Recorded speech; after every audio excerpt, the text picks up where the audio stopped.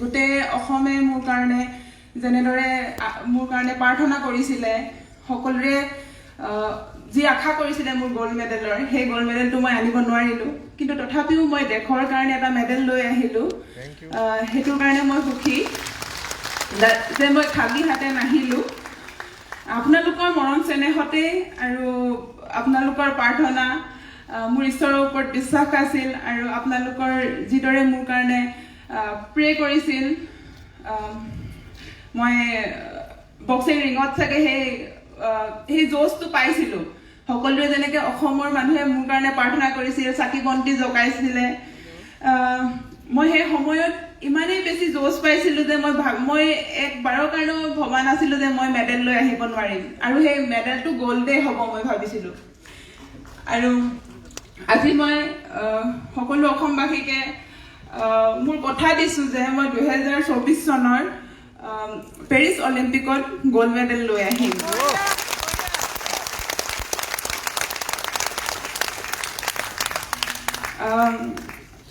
ষ্ট্ৰাগলৰ কথা ক'বলৈ গ'লে গোটেই এই জাৰ্ণিটো বহুত দীঘলীয়া জাৰ্ণি আছিল মোৰ কাৰণে কিন্তু মোৰ লক্ষ্য ৰাখিছিলোঁ যে মই অলিম্পিকৰ মেডেলটো অলিম্পিকত জয়ী হৈ আহি আমাৰ অসমৰ আৰু আমাৰ দেশৰ নাম উজ্বলাব লাগিব সেইটো কাৰণে এই জাৰ্ণিটোত যিমানো ষ্ট্ৰাগল আহিছিলে মই ভাগি পৰা নাছিলোঁ আৰু মই সদায় এটাই লক্ষ্য ৰাখিছিলোঁ যে মই মোৰ নিজৰ এইমটোত মই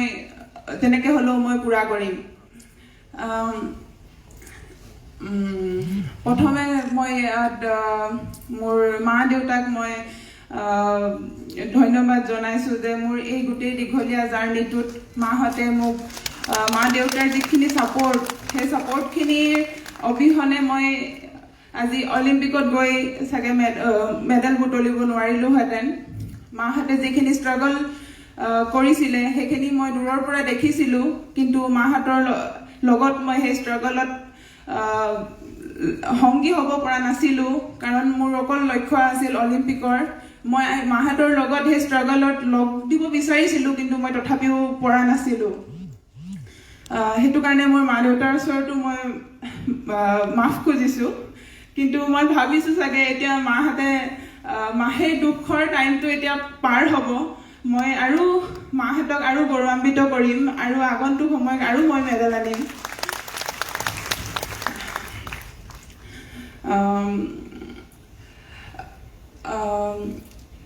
আৰু মই বিচাৰোঁ যে মই আমাৰ অসমৰ পৰা যাতে আৰু নেক্সট অলিম্পিকৰ কাৰণেই হওক বা আগন্তুক যোনবোৰ ডাঙৰ কম্পিটিশ্যনৰ কাৰণেই হওক বহুত প্লেয়াৰ ওলাব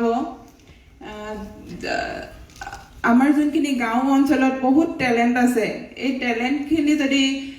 ওলাই আহে আমাৰ ঘৰে ঘৰে যদি সকলো ল'ৰা ছোৱালীয়ে স্পৰ্টছত আহে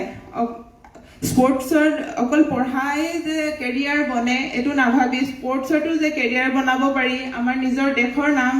উজ্বলাব পাৰি সেই কথাটো যাতে বুজি পায় আৰু মই আমাৰ অসম চৰকাৰে যেনেদৰে সকলো ক্ষেত্ৰতে সহায় কৰি গৈছে যেনেদৰে আমাৰ অসমখন খেলৰ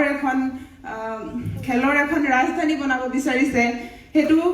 নিশ্চয় সম্ভৱ হ'ব যদি আমাৰ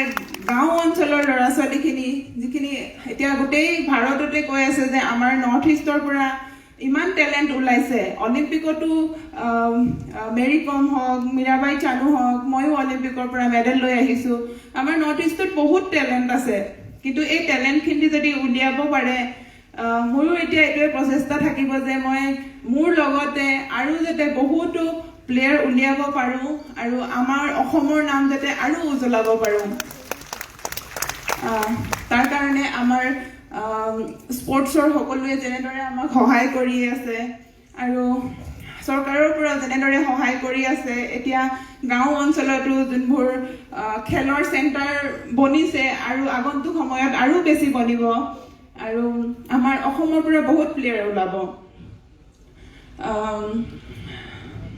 সকলোৱে স্পৰ্টছৰ ক্ষেত্ৰত আহোঁতে এইটো ভয় কৰে যাতে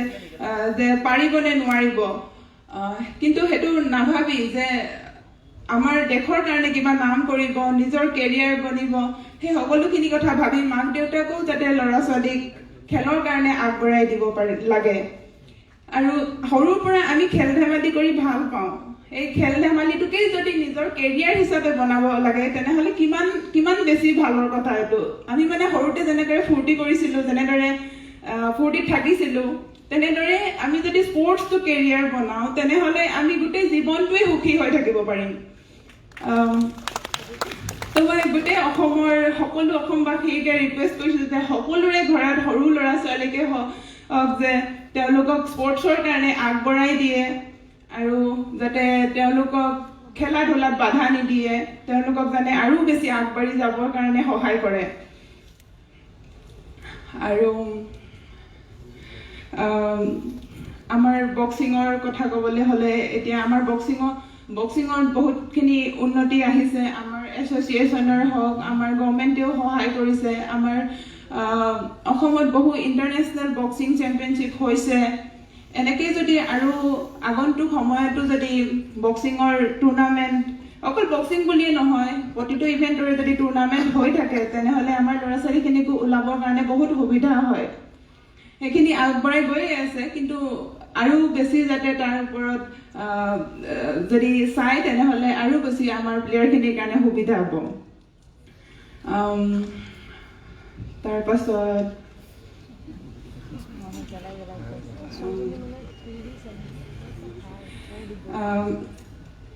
মোৰ এই জাৰ্ণিটোৰ কিছুমান কথা মনত পৰে। আজি যেনেদৰে মই এয়াৰপৰ্টত আহিলোঁ, গোটেই অসমবাসীয়ে যেনেদৰে মোক ৱেলকাম কৰিবৰ কাৰণে আহিছিল, সকলোৰে যেনেদৰে মোক মৰম চেনেহখিনি মই পাইছিলোঁ, এই সময়খিনিৰ কাৰণে মোৰ যি দীঘলীয়া জাৰ্ণিটো আছিলে, মোৰ এটা সময়ৰ কথা মনত পৰে যিটো সময়ত মোৰ দেউতাই মোক ট্ৰেইনত লৈ গৈছিল আৰু মোৰ চিট কনফাৰ্ম হোৱা নাছিলে।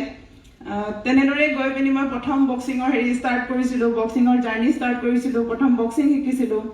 সেই দিনাখনিৰ পৰা আজিলৈকে মই এই গোটেই দীঘলীয়া জাৰ্ণিটোত আজিৰ যেনেদৰে মই ইমান বেছি সকলোৰে মৰম পাইছোঁ, এইখিনি পাবৰ কাৰণেই মই সদায় ইমান ষ্ট্ৰাগল কৰিছিলোঁ।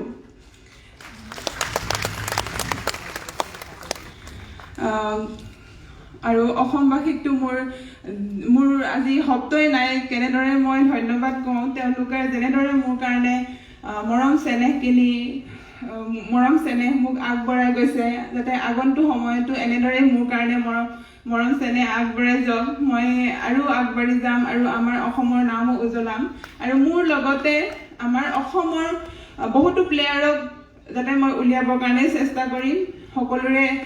সহায়ত।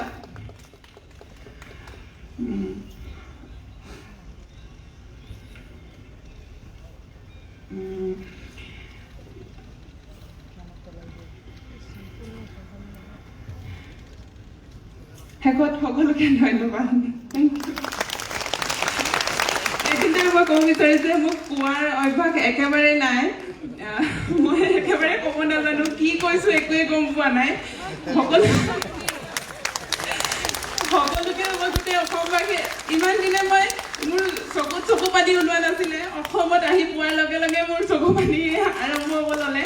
আৰু যি ক'ব বিচাৰোঁ গোটেইখিনি মনতে থাকি গ'ল, একোৱে ক'ব নোৱাৰিলোঁ। মই মাত্ৰ বক্সিং ৰিঙত দেখাম আৰু। Thank you. এইখিনিতে এটা লাভলীৰ কাৰণে অনুৰোধ থাকিলে, আমি যিহেতু অলিম্পিক মেডেল অসমবাসী আমি টেলিভিশ্যনৰ পৰ্দাতহে দেখিছোঁ, লাভলীনাৰ হাতত যদি অলিম্পিক মেডেল আছে এতিয়া আৰু আমাক যদি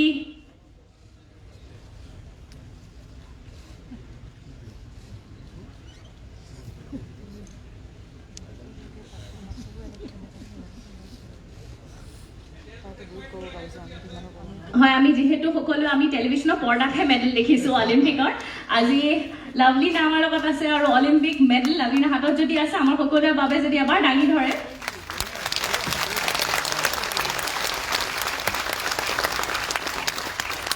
কেৱল লাভলিনাৰ বাবেই নহয়, আজি এই প্ৰেক্ষাগৃহত উপস্থিত থকা টেলিভিশ্যনৰ পৰ্দাত আৰু ছ'চিয়েল মিডিয়াত আমাক চাই থকা সকলো অসমবাসীৰ বাবে এক আৱেগিক মুহূৰ্ত। আমি পুনৰবাৰ লাভলিনালৈ শুভেচ্ছা জ্ঞাপন কৰিলোঁ। খেলুৱৈ জীৱনৰ সুখ দুখ, আৱেগ অনুভূতি, সংঘাত আদি মনৰ সকলো কথা আমাৰ আগত ব্যক্ত